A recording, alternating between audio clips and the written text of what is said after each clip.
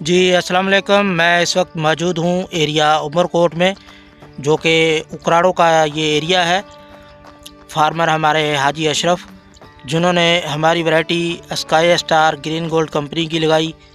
ये उमरकोट का एरिया माशाल्लाह, मैं आपको सारे पौधे इसी तरह से दिखाता चलूँ। अल्हम्दुलिल्लाह, एरिया उमरकोट, ये कंडीशन आप पौधों की देख लें।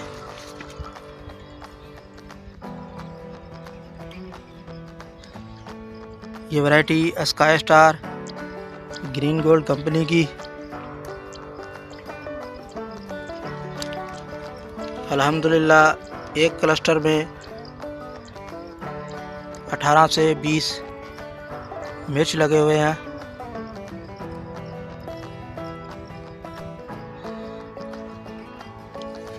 ये variety sky star green gold company की, एरिया उमरकोट।